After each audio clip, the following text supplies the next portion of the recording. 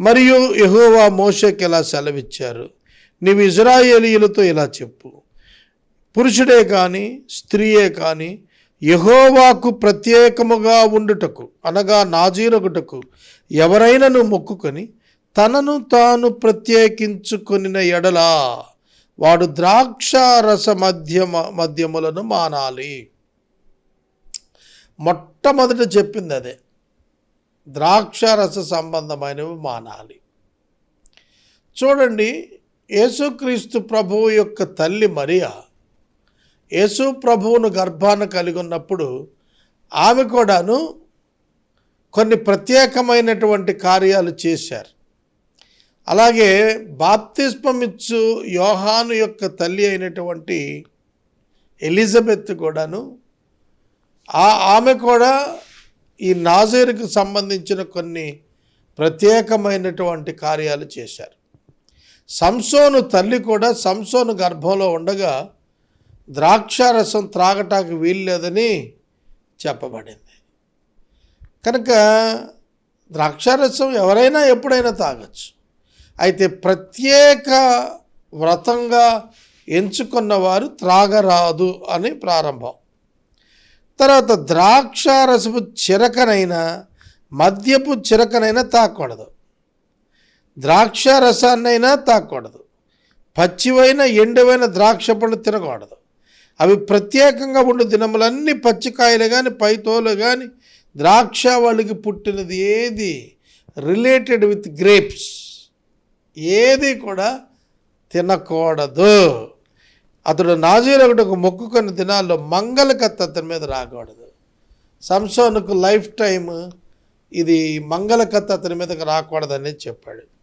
చూడండి, అది అతని యొక్క రహస్యము నాజీరులో ఉన్నది అని అతడు దెలైలాకు బయలుపరిచాడు. తన తల వెంట్రుకలు తొలగిస్తే సంసోను బలం పోతుందని తాను చెప్పినట్లుగా మనకు న్యాయాధిపతుల్లో కనిపిస్తుంది. ఆ బిడ్డ పుట్టినప్పుడు మొదలు పెద్దవాడు అయినప్పటికీ కూడాను అతడు ప్రత్యేకమైన వాడిగా జీవించాడు సంసోను. తర్వాత అతడు తల వెంట్రుకలు ఎదుగునిస్తూనే ఉండాలి ప్రత్యేకించుకున్న దినాలు నెరవేరే వరకు కూడాను. అతడు యెహోవాకు ప్రత్యేకంగా ఉండి దినాల్లో ఏ శవాన్ని ముట్టకూడదు, మనుషులదే కాదు జంతువు శవాలను కూడా ముట్టకూడదు. అయితే సంసోను నాజీరును అతిక్రమించాడు. సింహము చనిపోయినప్పుడు దానిలో పుట్టినటువంటి తేనెను తీసుకుని తిన్నాడు. కనుక అక్కడ కూడా అతడు నాజీరును అతిక్రమించాడు. ఇది చూడండి, ఇక్కడ శవాన్ని ముట్టద్దు, తన దేవునికి మీదు కట్టబడిన తల వెంట్రుకలు తల మీద ఉండును గనుక అతడు తండ్రి కానీ తల్లి కానీ సోదరుడు కానీ సోదరి కానీ చనిపోయినప్పుడు వారిని బట్టి తన్ను తాను అపవిత్రపరచుకొనకూడదు. అతడు ప్రత్యేకంగా ఉండి దినాలన్నీ యెహోవాకు ప్రతిష్ఠితుడుగా ఉంటాడు కనుక వారిని తాకకూడదు. నాజీరు చేయబడిన వాడు కనుక సొంత రక్త సంబంధి ఆఖరి తల్లిదండ్రులు చనిపోయినా ప్రత్యేకంగానే ఉండాలి తప్ప దాన్ని తాకకూడదు. ఒకవేళ హఠాత్తుగా కనుక చనిపోవటం వల్ల ప్రత్యేకంగా ఉండి వాడి తల అపవిత్రపరచబడింది అనుకోండి, ఆ అపవిత్రపరచబడిన దినాన అతడు ఆ దినం నుంచి అనగా 7వ దినాన అతడు ఆ తల వెంట్రుకలన్నీ తొలగించాలి. అంటే మళ్ళీ ఆ నాజీరు మళ్ళీ స్టార్ట్ చేయాలి. అంతే తప్ప అప్పటి వరకు ఉన్న వ్రతం వ్యర్థమైపోయిందని అర్థం. ఇది 9 నుండి 12 వరకు ఇంటరప్టెడ్ నాజరైట్స్ యొక్క ఓవ్స్ ఇక్కడ వర్ణించాడు. 8వ దినాన అతడు ఇంటరప్ట్ అయిపోయాడు కాబట్టి వ్రతం నుంచి ఒక అర్పణ చేయాలి. అదేమిటంటే 2 తెల్ల గువ్వలు కానీ 2 పావురపు పిల్లలు కానీ ప్రత్యక్షపు గుడారం దగ్గర ద్వారము దగ్గర ఉన్న యాజకుని దగ్గరికి తేవాలి. అప్పుడు యాజకుడు ఒకదానితో పాప పరిహారార్థ బలి, 2వ దానితో దహన బలి అర్పించి వాడు శవము ముట్టుట వలన పాపి అయినందున వారి నిమిత్తము ప్రాయశ్చిత్తం చేసి ఆ దినమున వారి తలను పరిశుద్ధపరచాలి. ఏంటండి, శవాన్ని ముట్టినవాడు పాపి అయినందున అంటే అపవిత్రత పొందినందున, శవమును తాకిని అపవిత్రత పొందినందున తన నాజీరును తాను భంగం చేసుకున్నందున, అక్కడ మాట తప్పినందున అని అర్థం.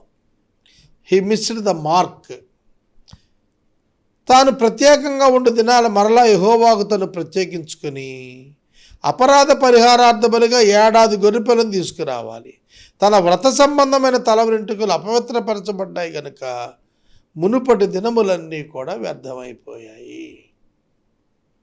చూడండి, పాప పరిహారార్థ బలి ఉన్నది, అపరాధ పరిహారార్థ బలి ఉన్నది, మరియు దహన బలి కూడా ఇక్కడ ఇవ్వబడుతున్నది.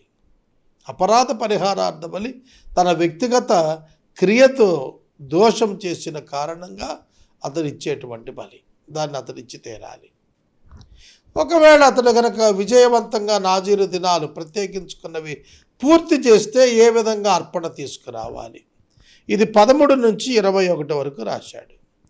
నాజీరు ప్రత్యేకముగా ఉండు దినములు నిండిన తరువాత వాడిని గురించిన విధి ఏమిటంటే, ప్రత్యక్ష గుడారం యొక్క ద్వారం వద్దకు వారిని తీసుకొని రావాలి. మీరు ఈ మాట ప్రతి చోట చూస్తారు. ప్రత్యక్ష గుడారం యొక్క ద్వారం వద్దకు యాజకుని వద్దకు తీసుకొని రావాలి. They all must brought before the lord. God is in his sanctuary. ఆయన తన పరిశుద్ధాలయంలో ఉన్నాడు. ఇది పాత నిబంధనకు చెందినటువంటిది. బిఫోర్ ద క్రైస్ట్ క్రూసిఫిక్షన్, యేసుక్రీస్తు సిలువ వేయబడక మునుపటి కాలానికి చెందినటువంటిది. అప్పుడు మందసం పెట్టెలో దేవుని సన్నిధి ఉండేది కనుక దేవాలయంలో మోషే కాలంలో ప్రత్యక్ష గుడారం, సొలొమోను కాలంలో దేవాలయంగా దాన్ని మనం చూస్తాం. కాబట్టి ప్రత్యక్ష గుడారం యొక్క ద్వారము దగ్గరకు ఆ వ్యక్తిని తీసుకొని రావాలి. అప్పుడు అతడు దహన బలిగా నిర్దోషమైన 1 ఏడాది మగ గొర్రెపిల్ల తేవాలి. పాప పరిహారార్థ బలిగా నిర్దోషమైన 1 ఏడాది ఆడగొర్రెపిల్ల తేవాలి. సమాధాన బలిగా నిర్దోషమైన ఒక పొట్టేలు తేవాలి. గంపెడు పొంగని పిండి అనగా గోధుమ పిండి వంటలను, నూనె కలిపిన గోధుమ పిండితో చేసిన భక్ష్యాలను, నూనె పోసిన పొంగని పూరీలను, నైవేద్యమును, పానార్పణను, అర్పణమును యెహోవా ఎదుగు తేవాలి. 4 చెప్పాడు. ఇందులో అపరాధ పరిహారార్థ బలి చెప్పలేదు. ఎందుకంటే ఇతడు సక్సెస్ అయ్యాడు, అపరాధం చేయలేదు, విజయవంతం అయ్యాడు. కాబట్టి అపరాధ పరిహారార్థ బలి అక్కర్లేదు. కానీ మరి పాప పరిహారార్థ బలి ఎందుకు? Sin as a nature. మానవుడు పాపపు స్వభావం కలిగినవాడు. కాబట్టి ప్రతి పర్యాయము పాప పరిహారార్థ బలి ఖచ్చితంగా ఇస్తూ వచ్చారు. అపరాధం చేయకపోయినవాడు కూడా స్వాభావికంగా తాను పాపి కనుక పాపమునకు ప్రాయశ్చిత్తంగా పాప పరిహారార్థ బలి చేయాల్సి వచ్చింది. దహన బలి ఆరాధనకు సూచన, సమాధాన బలి సమాధానానికి సూచన, నైవేద్యము దేవునికి అతనికి మధ్య ఉన్నటువంటి జీవింపచేసేటువంటి దానికి సూచన. జీవాహారం నేనే అని ప్రభువు చెప్పినారు కదా, దానికి సూచన. కాబట్టి ఈ విధంగా పానార్పణం చేయాలి, అర్పించాలి. 18వ వచనం, అప్పుడు నాజీరు ప్రత్యక్షపు గుడారం యొక్క ద్వారం వద్ద వ్రత సంబంధమైన తల వెంట్రుకలు గొరిగించుకొని ఆ వ్రత సంబంధమైన తల వెంట్రుకలు తీసుకొని దహన బలి ద్రవ్యం కింద అగ్నిలో వేయాలి. మరియు యాజకుడు ఆ పొట్టేలు యొక్క వండిన జబ్బను, ఆ గంపలో నుండి పొంగని ఒక భక్ష్యమును, పొంగని ఒక పూరీని తీసుకొని నాజీరు తన వ్రత సంబంధమైన తల వెంట్రుకలు గొరిగించుకున్న తర్వాత అతని చేతుల మీద వాటిని ఉంచాలి. నజరేట్ ఎప్పుడైతే తన యొక్క డేస్ కంప్లీట్ చేశాడో అతని తలను అతడు వెంట్రుకలను గొరిగించవలెను. ఆ తర్వాత అతని చేతులలో ఈ యొక్క అర్పణలన్నీ కూడా ఉంచి అల్లాడించబడే అర్పణలుగా ఉంచాలి. తర్వాత యాజకుడు యెహోవా సన్నిధిని అర్పణ వాటిని అల్లాడించాలి.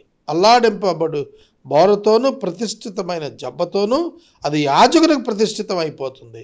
తర్వాత ఆ నాజీరు ద్రాక్షారసం తాగచ్చు. తన వ్రత దినాలు పూర్తి అయిపోయినాయి కాబట్టి అతడు మరలా తిరిగి ద్రాక్షారసం త్రాగచ్చు. నార్మల్ రొటీన్ లైఫ్లోకి వాడు ఎంటర్ అవ్వచ్చు. అతని యొక్క సక్సెస్ఫుల్ వ్రత సంబంధమైన దినములను పూర్తి చేసుకున్నాడు కనుక సామాన్యుల వలె అతడు కూడా జీవించవచ్చు. ఇది మొక్కుబడి చేసుకున్నటువంటి నాజీరును గుర్చిన విధి ఇదంతా కూడా చేయాల్సి ఉందని చెప్పమన్నాడు. ఇక 22వ వచనం నుండి యెహోవా ఇలా సెలవిస్తున్నాడు మోషేతో, నీవు వారిని దీవించు, అహరోను కుమారులతో చెప్పి వాళ్ళని దీవించమంటున్నాడు. యాజకులు అహరోను కుమారులే కదా, దీవించమన్నాడు. ఆ దీవెన అద్భుతం. మీరు ఇశ్రాయేలీయులను ఇలా దీవించాలి, యెహోవా నిన్ను ఆశీర్వదించి నిన్ను కాపాడునుగాక. Beautiful benediction. యెహోవా నిన్ను ఆశీర్వదించి నిన్ను కాపాడునుగాక, యెహోవా నీకు తన సన్నిధిని ప్రకాశింపజేసి నిన్ను కరుణించునుగాక, యెహోవా నీ మీద తన సన్నిధి కాంతి ఉదయింపజేసి నీకు సమాధానం కలుగు చేయునుగాక. సమాధానము, కరుణ, ఆశీర్వాదము. కరుణ, ఆశీర్వాదము, సమాధానము, తన సన్నిధి యొక్క ప్రకాశము, ఇవి నీకు లభిస్తాయి అని దేవుడు చెప్పమన్నాడు. అట్లు ఇశ్రాయేలీయుల మీద నా నామమును ఉచ్చరించడం వలన నేను వారిని ఆశీర్వదిస్తాను. ఆయన నామము ఉచ్చరించవలన, అనగా they must come under the name of God, that is nothing but Jesus Christ.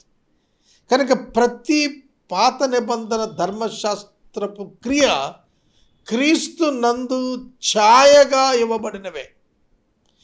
వాస్తవ ప్రత్యక్షత క్రీస్తు నందు ఉంది కనుక యెహోవా నామము మీ మీద ఉచ్చరించబడుచున్నది. You are covered under the name of God Jesus Christ. అది వారికి 6వ అధ్యాయంలో నాజీరుకు విధులను గురించి ఇశ్రాయేలీయులకు చెప్పమని దేవుడు మోషేకు ఆజ్ఞాపించాడు. 6వ అధ్యాయం ముగించుకున్నాం.